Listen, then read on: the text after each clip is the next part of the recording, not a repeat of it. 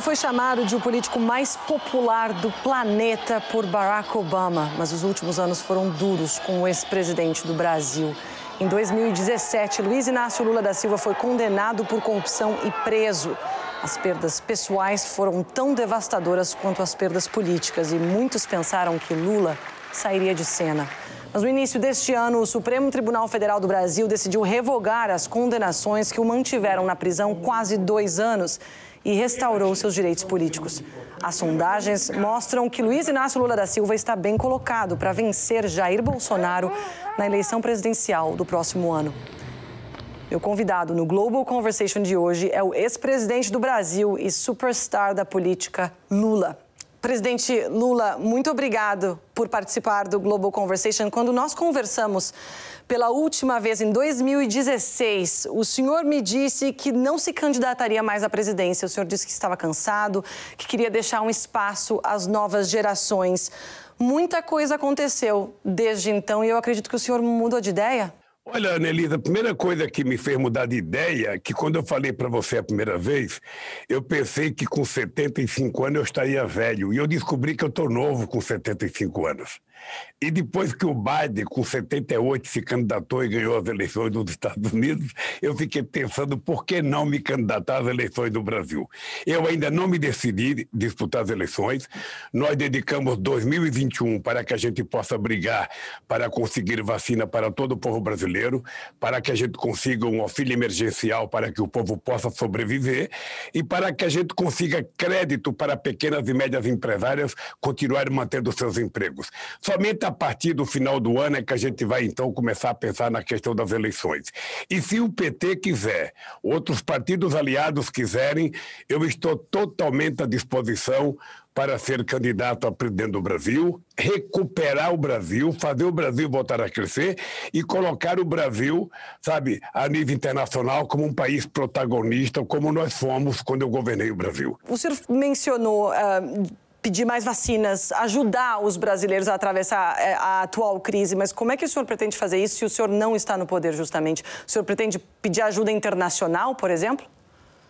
Olha, não, nós estamos fazendo não só campanha e denúncia, como estamos brigando no Congresso Nacional para que o Congresso Nacional, a Câmara e o Senado ajudem a comprar vacinas que estão à disposição no mercado. Sabe, o Brasil foi muito irresponsável, né, Elisa? O Brasil deixou de comprar 70 milhões de vacinas quando ele poderia ter comprado logo no início da pandemia. O Brasil, o presidente da República foi responsável, ele é um negacionista, ele não acredita no coronavírus, ele não acredita na vacina. A única coisa que ele acredita é em vender remédio que não presta para combater o coronavírus. Então nós tivemos um problema, mais da metade das pessoas que morreram no Brasil é pela irresponsabilidade e pelo comportamento do governo brasileiro. Se o governo tivesse se comportado de forma irresponsável, humanista, criado um comitê de crise, reunido os especialistas, os cientistas, a gente não teria a quantidade de vítimas que nós temos hoje. O senhor está falando de uma crise que já custou a vida de 500 mil de brasileiros. No momento que nós estamos conversando, mais de 1.700 pessoas continuam a morrer no Brasil todos os dias. O senhor acha que o senhor teria feito um trabalho melhor na gestão dessa crise? Teria, Annalise. Sabe por quê? Quando surgiu a gripe H1N1, nós vacinamos 83 milhões de pessoas em apenas 3 meses. Ora, o presidente da República não é obrigado a saber tudo. O papel do presidente da República é o papel do maestro, é coordenar a sua equipe. Se o presidente tivesse criado um comitê de crise, tivesse chamado os cientistas para participar, tivesse chamado, sob a coordenação do ministro da Saúde, os secretários da Saúde dos estados, criado um protocolo, nós não teríamos tido no Brasil a quantidade de vítimas que nós tivemos. Por isso que eu digo sempre que metade dessas vítimas nós temos que responsabilizar nas costas do presidente da República e é por isso que eu faço questão de dizer que ele é um genocida pela quantidade de mortes que nós tivemos no Brasil. O presidente que o senhor acusa ser um genocida se chama Jair Bolsonaro e é uma figura realmente muito controversa, inclusive na comunidade internacional. Porém, muitos culpam o seu partido, o Partido dos Trabalhadores, e as falhas desse partido pela ascensão de Jair Bolsonaro. Dizem, por exemplo, que o desencanto com 14 anos de PT no poder levou a uma situação política que empurrou muita gente a votar pelo candidato de extrema-direita. O que o senhor tem a dizer sobre isso? Olha, eu tenho a dizer que os que dizem isso são aqueles que votaram no Bolsonaro, aqueles que contribuíram para ele ganhar. Quem é que contribuiu para o Bolsonaro ganhar as eleições? Aqueles que me acusaram falsamente. Aqueles que me colocaram 580 dias na cadeia para que eu não pudesse disputar as eleições. Aqueles que fizeram acusações falsas contra mim e agora já estão provadas que as acusações eram falsas, que o juiz era parcial, que os procuradores faziam parte de uma quadrilha, tudo isso já está provado. O Bolsonaro é resultado de uma mentira, da farsa, ou seja, porque nunca se teve tanto fake news numa campanha, ele não participou de debate, ele mentia e mentia descaradamente. Ainda hoje, Annelise, o Bolsonaro conta 4 mentiras por dia. 4 mentiras por dia.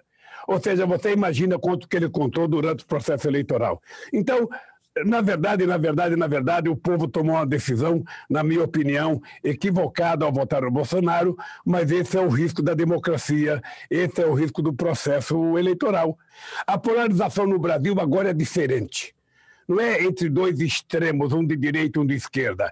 A polarização no Brasil é entre o fascismo e a democracia. Eu represento a democracia porque sou de um partido democrático que tem uma história de governança muito democrática e o Bolsonaro representa o fascismo. Então o que está em jogo é isso. É uma polarização de verdade. O povo vai decidir quem gosta de democracia, quem quer o presidente democrático ou quem quer a continuidade de um fascista no governo. É isso que está polarizado e a gente não tem que ter medo da polarização.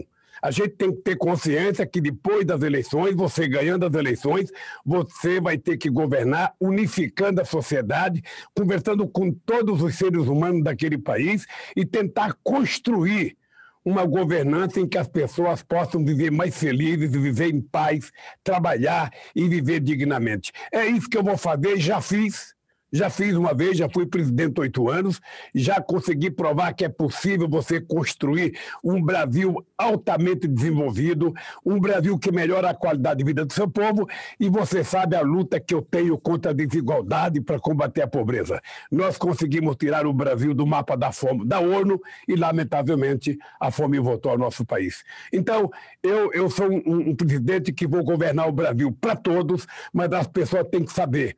Entre governar para todos, a parte pobre da população é a parte que terá preferência numa governança minha.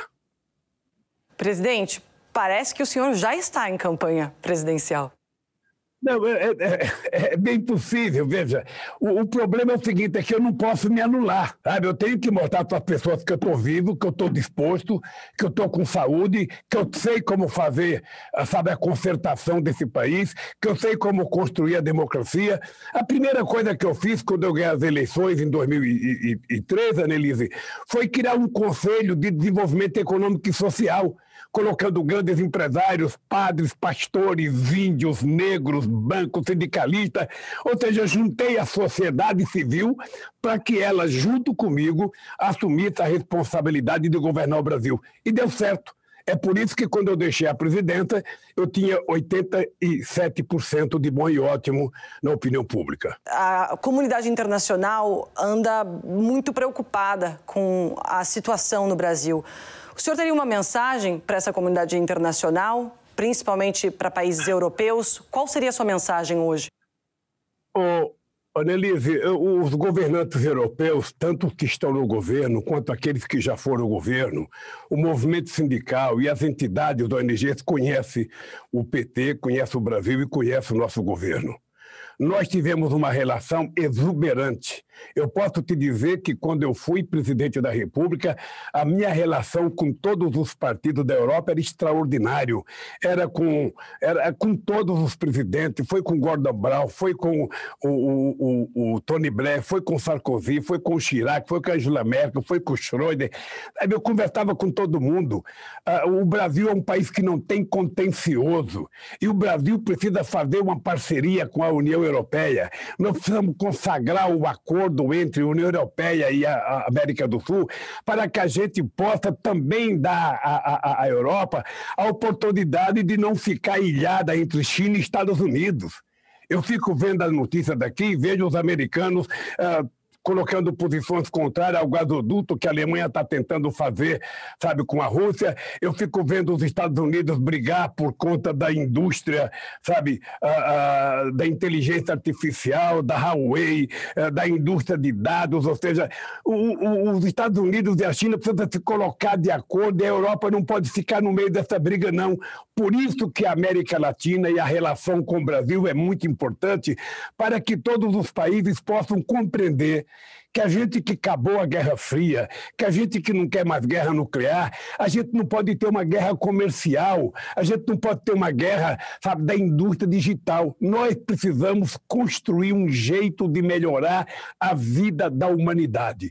E eu acho que a Europa, com o seu estado de bem-estar social, a Europa pode contribuir para que a gente faça políticas para ajudar a desenvolver os países mais pobres do mundo, inclusive com a vacina contra o coronavírus, ou seja, para que ela seja transformada num bem da humanidade e para que todas as pessoas possam receber suas vacinas. Presidente Luiz Inácio Lula da Silva, muito obrigado por participar do Global Conversation. Obrigado, Elise, e até a próxima oportunidade.